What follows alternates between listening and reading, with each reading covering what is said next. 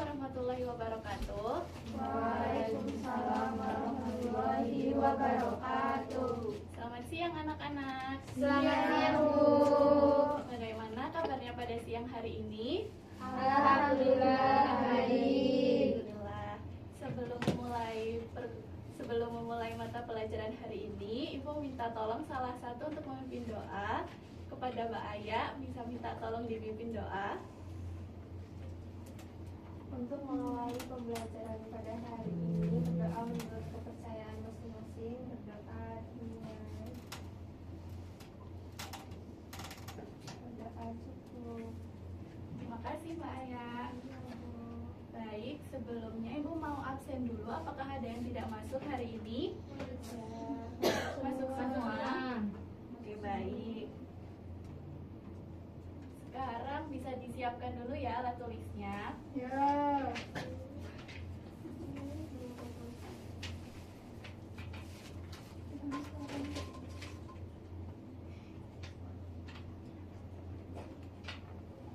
Sudah siap semua? Sudah. Sudah siap untuk belajar? Sudah. Baik. Nah, sebelum masuk materi, Ibu mau tanya, minggu lalu kita belajar apa ya? Transformasi fungsi. Iya benar, masih ingat ya transformasi fungsi itu apa?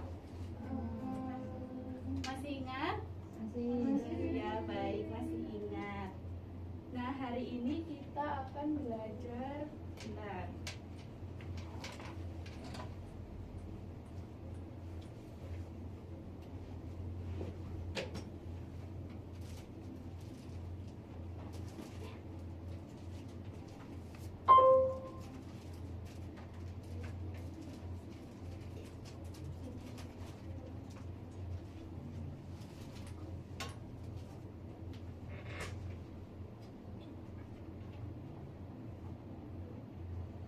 Ya, jadi hari ini kita akan belajar kombinatorika. Ada yang pernah dengar kombinatorika itu apa? Belum tahu ya. Nah, kita akan belajar hari ini. Nah, sebelumnya Ibu akan membacakan tujuan pembelajaran hari ini. Yang pertama, melalui model discovery learning berbantuan LKPD, peserta didik dapat memahami konsep kaidah pencacahan dengan tepat. Yang kedua, peserta didik dapat menentukan hasil faktorial sederhana melalui kegiatan diskusi dan pengerjaan LKPD dengan benar. Yang ketiga, peserta didik dapat membedakan konsep permutasi dan kombinasi berdasarkan permasalahan yang diberikan secara tepat. Dan yang keempat, peserta didik mampu menyelesaikan masalah kontekstual yang berkaitan dengan kombinatorika baik secara individu maupun kelompok dengan tepat. Nah, sekarang Ibu mau tanya nih, kalian punya password enggak? Punya Instagram atau TikTok atau Facebook pasti punya ya? Punya. Nah, biasanya kalian itu membuat password itu berapa huruf? Macam-macam ya. Ada juga yang dikombinasikan dengan angka, titik, koma, atau ada yang pakai tanggal jadian. Siapa? Ayo. Ya, jadi banyak ya. Pasti kalian pernah membuat password. Nah, kalau sekarang misalnya Ibu punya passwordnya itu ABC. Jika huruf-huruf itu diacak, ada berapa susunan password yang bisa dibuat? Apa aja dari ABC bisa jadi apa?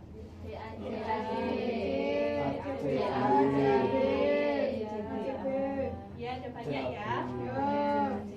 Nah, dalam matematika, cara menentukan banyak kemungkinan seperti contoh tersebut dipelajari dalam materi kombinatorik. Nah, jadi kita kan tadi menentukan banyak susunan dari password tersebut. Nah, dalam matematika itu yang dinamakan dengan kombinatorika. Nah, apa sih kombinatorika itu? Ibu mau minta tolong salah satu untuk menyebutkan pengertiannya. Mbak Nailus bisa dibacakan. Pengertian kombinatorika. Kombinatorika adalah cabang matematika yang mempelajari perhitungan jumlah kemungkinan yang terjadi dari suatu percobaan dengan fokus pada seleksi dan pengaturan objek dalam sistem jaringan. Ya, benar.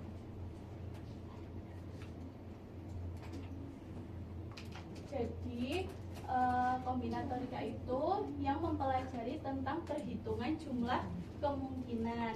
Nah, tujuannya itu adalah menemukan cara menghitung jumlah kemungkinan tanpa harus mendaftar semua kemungkinannya secara satu persatu. Nah, nanti kan kita menentukan password susunan itu kan masih manual ya, kita hitung, kita cari satu persatu. Nah, dengan kombinatorika ini kita bisa menentukan kemungkinan itu dengan tidak menghitung secara satu persatu. Nah, konsep utamanya itu ada pencacahan, permutasi, dan juga kombinasi. Nah, sekarang kita masuk ke kaidah pencacahan. Hal yang dibicarakan dalam kombinatorika adalah aturan pencacahan. Pada aturan pencacahan terdapat dua prinsip utama, yaitu aturan perkalian dan juga aturan penjumlahan. Nah, Ibu minta tolong Mbak Tata untuk membacakan konsep aturan penjumlahan. Ya, jika ada ini tuh, Ya. pada suatu percobaan diketahui kejadian pertama mempunyai M hasil yang mungkin dan kejadian kedua mempunyai N hasil yang mungkin. Jika salah satu dari dua kejadian tersebut harus terjadi, maka banyaknya hasil yang mungkin adalah M plus N. Ya, nah ini bisa jadi catatan untuk semuanya ya, bisa dicatat ya, punya masing-masing. Jadi aturan penjumlahan biasanya digunakan untuk beberapa kejadian yang tidak sekaligus terjadi. Artinya yang terjadi hanya salah satunya. Nah, biasanya itu menggunakan kata penghubung atau. Nah, sekarang konsep aturan perkalian, Mbak Ranisa bisa dibacakan. Pada suatu percobaan diketahui kejadian pertama mempunyai N hasil yang mungkin dan kejadian kedua mempunyai N hasil yang mungkin. Jika dua kejadian tersebut dua-duanya harus terjadi, maka banyaknya hasil yang mungkin adalah M kali N. Ya, nah kalau aturan perkalian itu catatannya adalah biasanya digunakan untuk beberapa kejadian yang semuanya sekaligus terjadi. Biasanya itu menggunakan kata penghubung dan. Nah, kalau penjumlahan itu kan tadi hanya salah satunya yang terjadi. Nah, kalau perkalian itu sekaligus terjadi semuanya. Paham anak-anak? Paham, Bu. Nah, untuk lebih paham, kita masuk ke contoh soalnya. Yang pertama, contoh soal aturan perkalian. Pada suatu kelas yang terdiri atas 20 peserta didik akan dibentuk kepengurusan kelas, yaitu ketua dan sekretaris. Ada berapa cara kepengurusan kelas tersebut dapat dibentuk. Nah, untuk ketua kelas itu kan ada 20 cara, untuk sekretaris itu ada 19 cara. Nah, kenapa dia pakai aturan perkalian? Karena itu kan ada kata hubungnya dan ya, jadi kita pakai aturan perkalian, yaitu 20 dikali 19 hasilnya 380. Ya, sekarang yang aturan penjumlahan, Mbak Askia bisa dibacakan. Di dalam kotak berisi 5 pulpen dan 3 pensil. Berapakah banyaknya cara untuk mengambil 1 pulpen dan 1 pensil? Ya, penyelesaiannya. Kejadian memilih 1 pulpen ada 5 cara. Kejadian memilih 1 pensil ada 3 cara.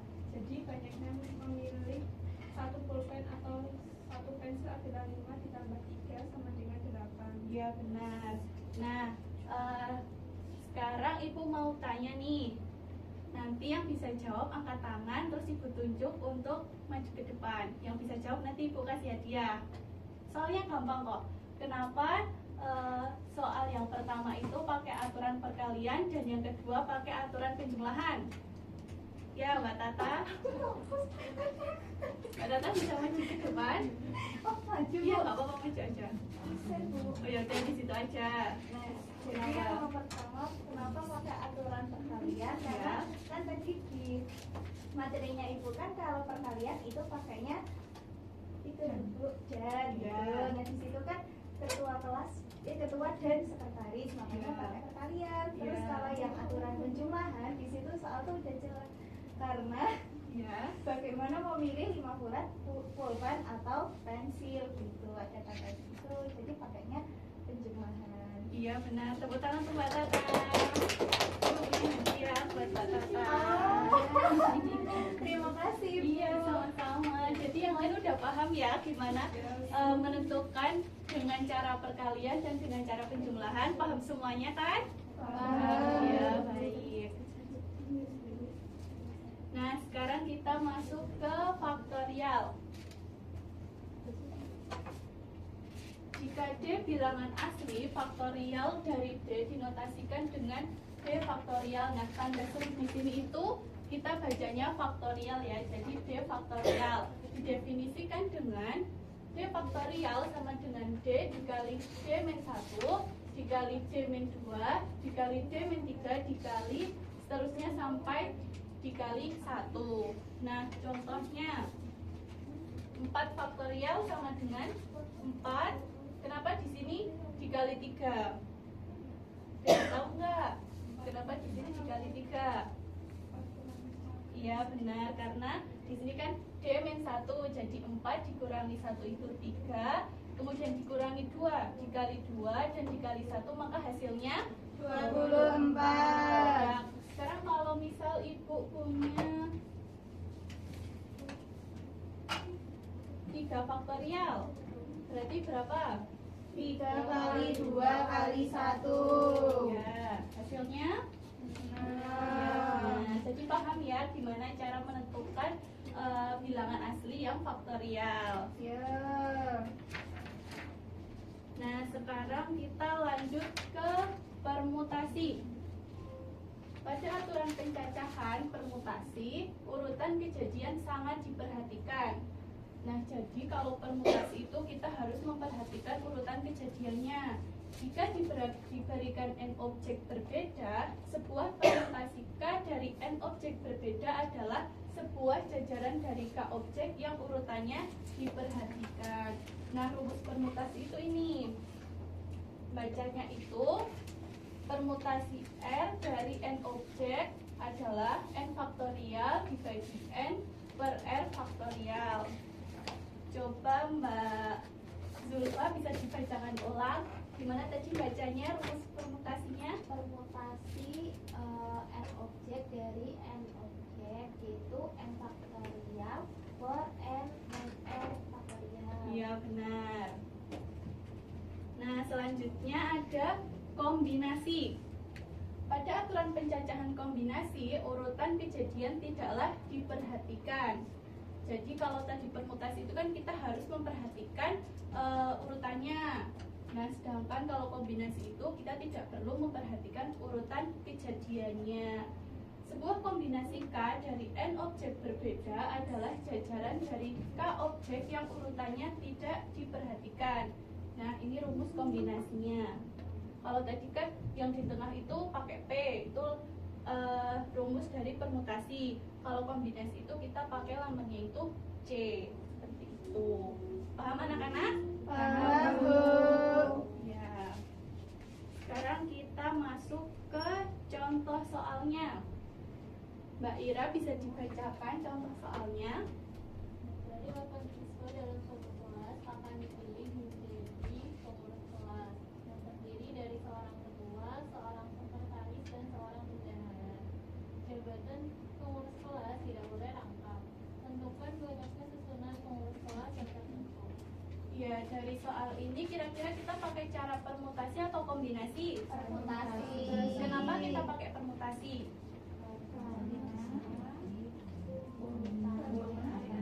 Ya, karena urutannya diperhatikan. Di soal itu kan seorang ketua, sekretaris, dan bendahara. Jadi kita memperhatikan urutannya. Jadi caranya itu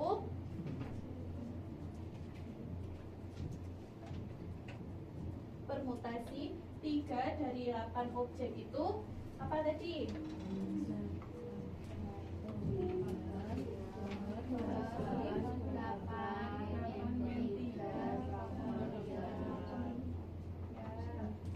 Faktorial gimana tadi faktorialnya? 8 kali 7 kali 6 kali 5 Ya, kenapa ini sampai 5 faktorial aja? Karena 8 dikurangi 3 itu 5 faktorial. Hasilnya berapa? 336.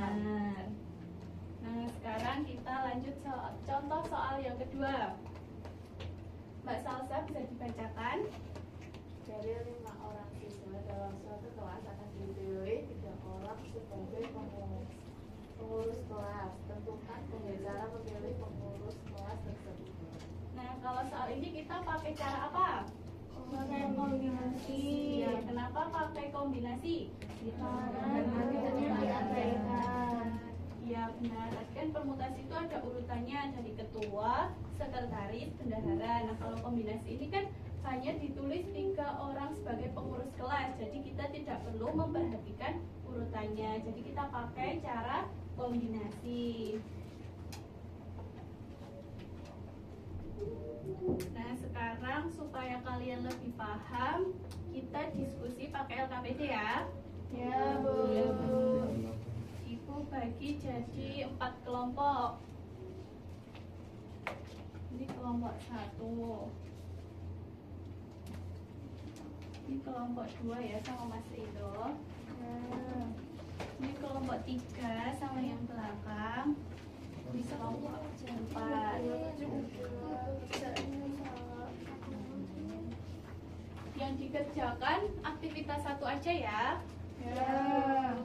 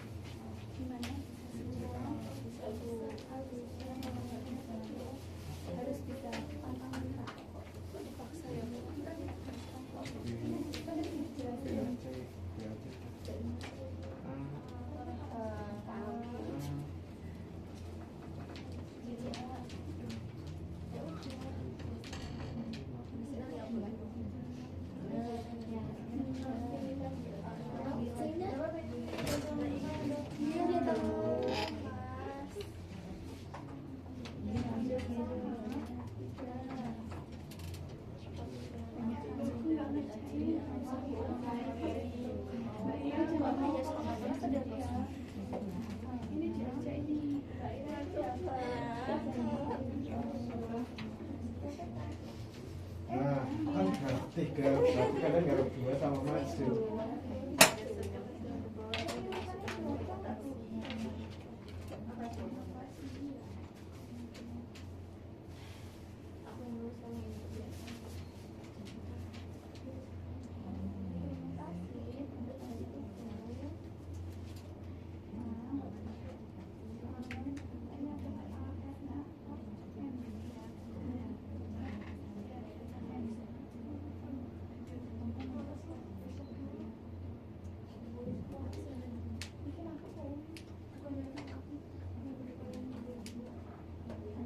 Gimana anak-anak, udah selesai? Sudah, ada yang mau maju? Mbak Ranisa mau maju atau mau dibacakan aja? Maju, boleh pilih maju.